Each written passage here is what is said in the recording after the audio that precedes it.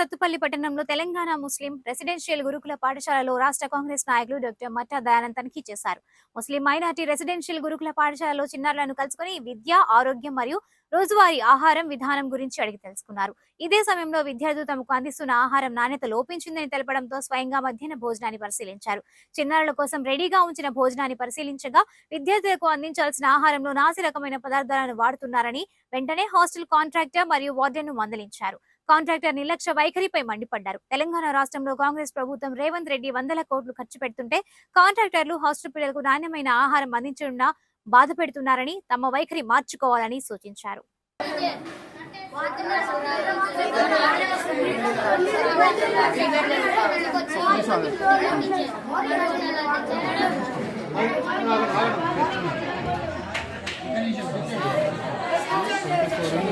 అరే బాబు